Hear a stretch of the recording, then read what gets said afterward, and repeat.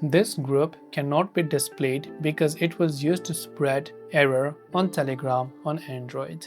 So if you're getting this kind of error whenever you're using the Telegram application on your Android, first of all, it's not a question of Android or iPhone. This is even going to work on your iPhone. So just make sure to stick with me till the end. Whenever you're trying to join a particular group or a channel, let's say you're facing that particular error, in order to fix this, instead of using the Telegram app, what we will do is we will simply open our browser and we will go to web.telegram.org. So once you go to web.telegram.org and you log into your Telegram account on the Telegram web, what you do is tap on the three lines menu icon located at the top left of the screen over there, and there you can find the option called settings. So you can just tap the little settings button.